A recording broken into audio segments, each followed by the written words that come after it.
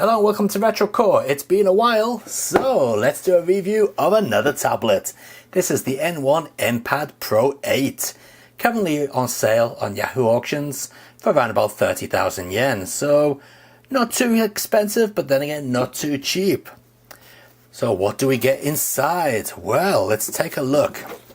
So opening up the box, you can see we've got no tablet because it's already been taken out. We have the manual and a SIM tool, so that's good. You can put a SIM in this, go online, USB-C cable and a power brick. Now this power brick is a 20-watt charging power brick, so not a super fast charger, but then again faster than your average charger, so not too bad. But what about the tablet itself? Well, let's take a look, and here it is. So yeah, nothing too redeeming about the look of the tablet, but I will tell you something, it is very, very light. So while I'm going around the features, I'll put the specs over there so you can take a look at the specs. So on the front we have a front-facing camera, and on the back of the device we've got absolutely nothing except a flash and the rear-facing camera. The back of the tablet is made of aluminium and feels very cool and light to the touch. Feels quite nice. As you can see here, on the illustrations, you can put in 2 SIM cards or a SIM and a micro SD card. Quite nice indeed. Now on the bottom of the device, we've got 2 speakers here. And also on the top of the device, we've got 2 speakers. And there's your SIM card tray as well. These are stereo speakers, so you do have dual stereo speakers. So whether you're holding the tablet this way or this way, you're still going to get dual stereo firing sound. On this side of the tablet we have the power button, and we also have the volume rocker there and the microphone and USB input for charging and transferring data. I should expect it does have an IPS screen, so it's nice and vibrant, very easy to see on all angles, not a problem. And it is fairly responsive. Not bad at all. But the cameras on it, how are they? So according to the manual, the front camera sensor is 5 megapixels, while the back camera sensor is 13 megapixels. Screen size is 10.36 inches, and it has a Unisonic T616 8-core processor inside. Apparently the resolution is 2K, 2000 by 1200. It runs Android 12 and has a 6600 mAh battery. So how does it actually perform? Well, let's take a look at those cameras first, and let me tell you now, they're not as good as I expected them to be. So here we go, taking a look at the video quality on this NPad. How good is it? Well, according to the Open Camera app which I'm using, it should be 1080p at 30 frames per second. I'm interested to see what it sounds like because there's only one microphone on this thing, up at the top, right up here somewhere. But yeah, we'll see when I come to put this in the actual video. So you may be wondering why this video has a yellow tint to it. Well, that is mostly because it was filmed from the inside of a car and the car windows are blacked out. That's why. As you can see, the camera does seem to have issues with staying in focus.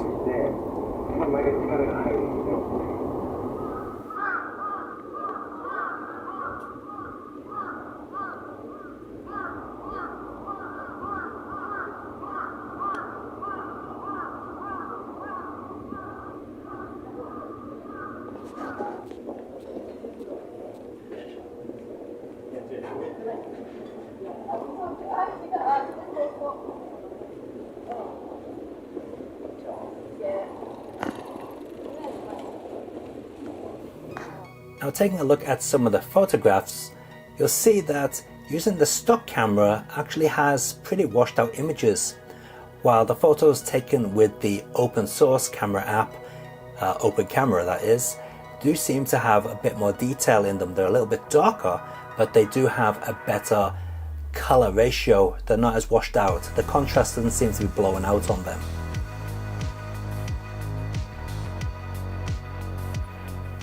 So there you can see the camera quality, not exactly the best. But let's forget about the camera and let's take a look and see what this is like as an actual media player. So on here I have a 4K 60 frames per second video that I filmed in Osaka. This video is actually on my YouTube channel. So let's see if this actually plays it. Yeah, we know how the player works. Get off. Okay, let's see if it can handle this video.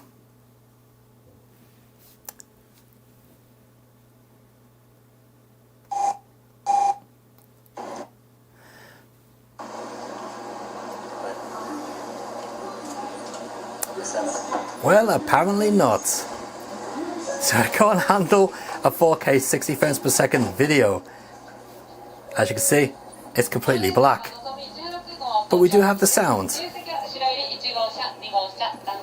Let me just, let's just stop that, and maybe we had a bit of an issue with the app because it was being used for the first time ever. Okay, let's try again.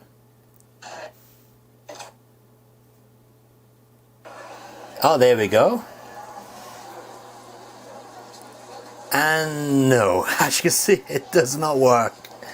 So I think asking this to play 4K 60 frames per second streamed video from the actual device is asking a little bit too much. But how about YouTube? Will it play a 4K YouTube stream? Well, let's boot up YouTube and take a look.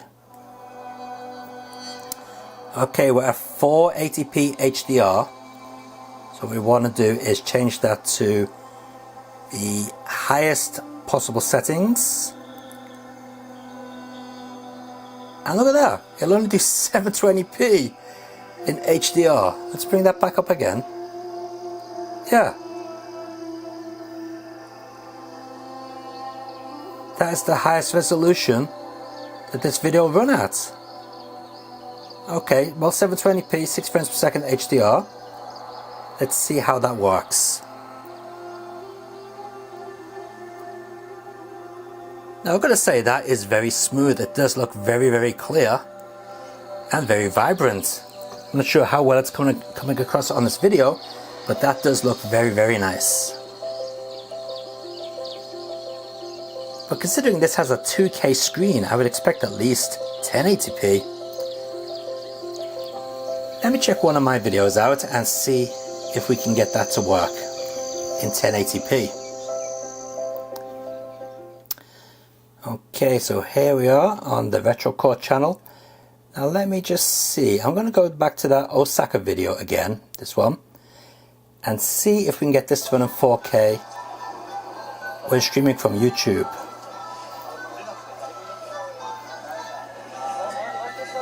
(1080p). Come on, we must have a 4K option on here somewhere. Let's check. This video is actually a 4K video, but nope, 4K is not available. Only 1080p 30.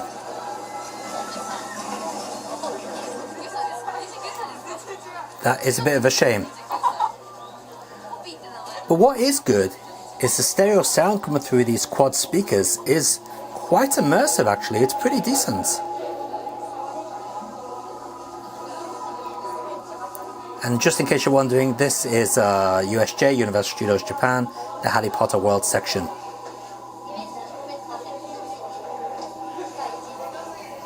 If you want to see the whole video, it's on the channel.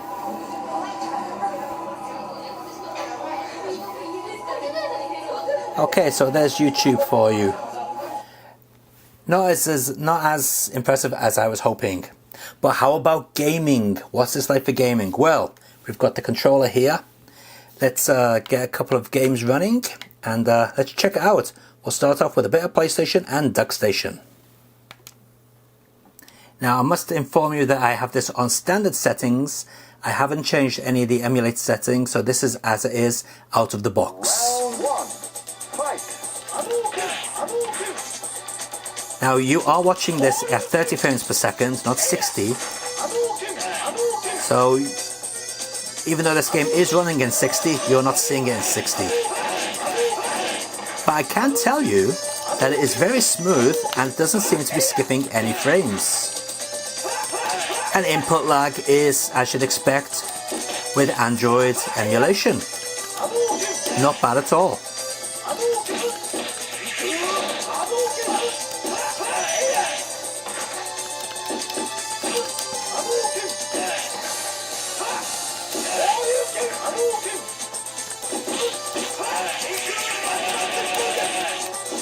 you know, emulating PlayStation isn't that difficult these days, is it? So why don't we put up the stakes a little bit and try a bit of Sega Saturn?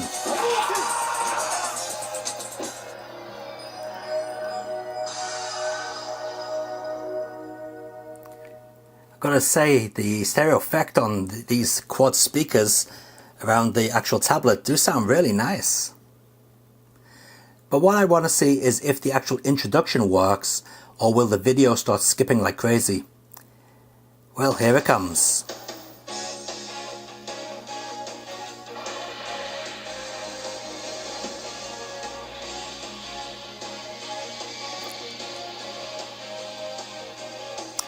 And nope, that seems to be working just as you'd expect. No problem. Now let's see if the game works as we expect.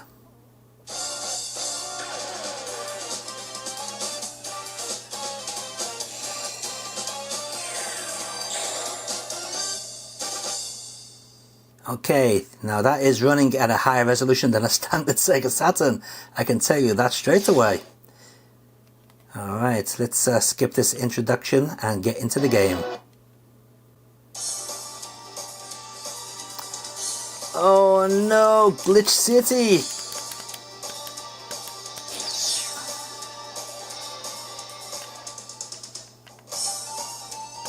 Oh no!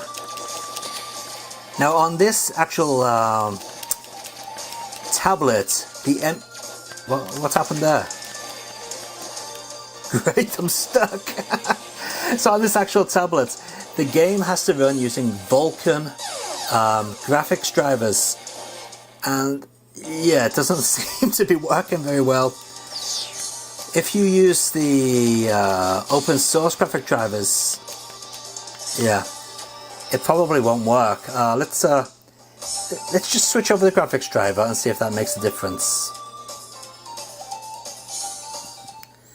Okay, so here we are with the video core, so it's on Vulkan.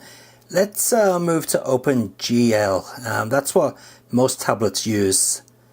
And let's see if that works better, because this tablet is easily strong enough to run Sega Saturn emulation. But I'm not sure if this particular emulator is suitable for this particular tablet. Let's take a look.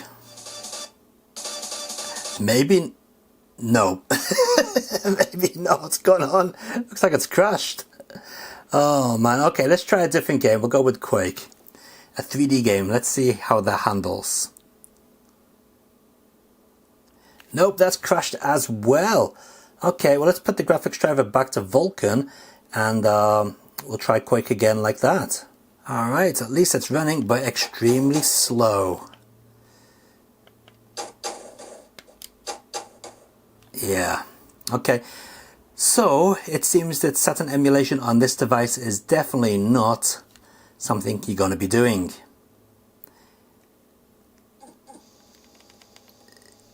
Yeah, that is very slow.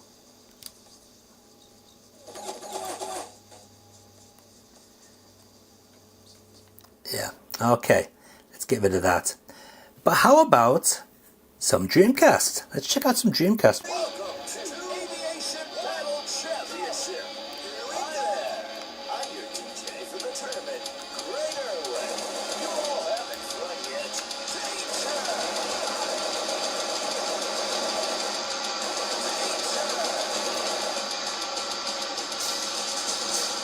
Well, I'm happy to say at least Dreamcast is working perfectly fine, unlike Sega Saturn.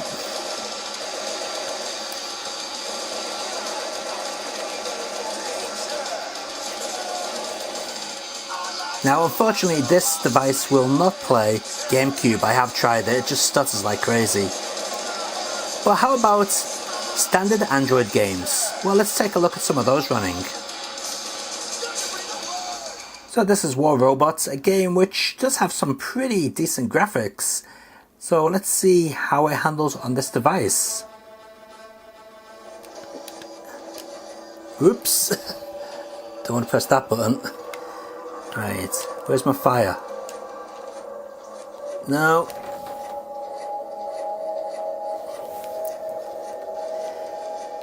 Now, I can't figure out what the fire button is on the controller. That's okay. Doesn't look like we're going to be able to play it much, but as you can see, it is moving fairly well and smoothly as well. And we do have the graphics set to the higher level.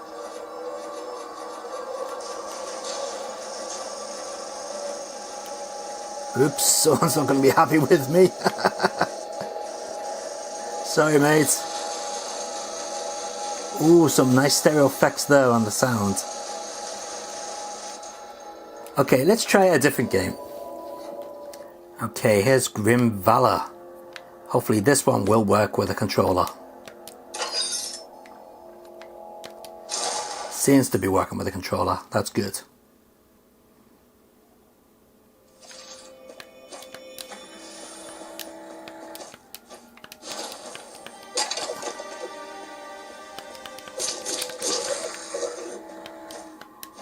Wow, I haven't actually played this game with a controller. It feels quite nice actually.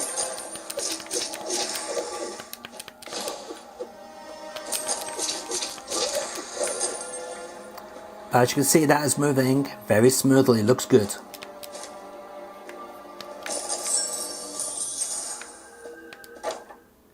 Alright, so we have moved into vertical mode. And let's choose a raiding game. We'll go with Raiden Fighters 2. No, Raiden Fighters Jet. Arcade mode. Now normally this game on certain tablets will just freeze and start skipping like crazy. But on here, it seems to be behaving itself.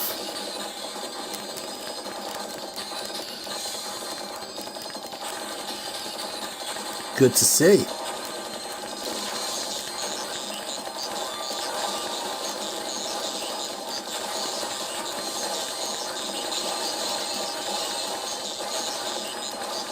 Okay, so we have taken a look at this device as a camera, not very good to be honest. As a media player, well, you know, it does up to 1080p, even though we got apparently a 2K screen. And as a games machine, yeah, not too bad. It does play some of the higher end stuff. Unfortunately, Sega Saturn doesn't work, but that could be just because of the emulator. But Dreamcast, PlayStation, Nintendo 64 works okay as well. You're not going to be playing any Wii or GameCube. That doesn't work. It's really, really dodgy. But standard Android games work pretty well also. But how about as a web browsing device? Well, let's take a look and see if it's any good. So what we'll do, we'll just go to one of my favorite forums. And I think I might have spelled that wrong there. Yeah, I did. Never mind, it's found it anyway. So let's get into that. And, it hasn't loaded up that properly, has it? Hang on, let's go into desktop mode. Here we go, that's better. And yeah, it seems to work reasonably well. Let's just go into one section here. And let's see how quickly we load up the Retro Games tab. Yeah, not too bad at all. It seems to be working as you'd expect. Pretty fast. But then again, we do have fast internet here. Alright. So yeah, as a web browser, maybe it's pretty decent. Seems to be reasonably good there. So, would I recommend this tablet? Well, currently the price is around about 30,000 yen here in Japan. Other countries, I imagine it'd be pretty similar. At that price, well, yeah. Tell you what it would be good for though, is putting it into a car as a navigation system. This thing does actually have a pretty decent GPS on it. I did try it out and about as a GPS. And as a GPS device I should say, and it worked pretty well, not bad at all. So maybe you should try it like that. Plus, if you haven't got a radio in your car, you can always use this as the radio. Unfortunately, you've got to plug in earphones so it bloody connects to something, or maybe just connect a cable to it. In fact, let's give that a try. Now obviously this device does not have a standard headphone socket on it, so I'm going to have to use one of these USB-C converters. Okay, let's switch it on, and it has actually started up, so let's see if we can tune it in. Got the volume on this.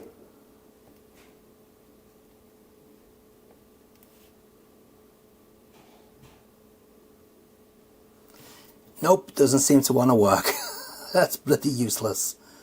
Alright, next station. No. It's not doing anything, is it? Absolutely useless. Well, that doesn't work. So yeah, maybe you will not be using this as a radio. So anyway, would I recommend this device? Yeah, probably not. Anyway, till next time guys, take it easy, keep on gaming and enjoy your games. See ya.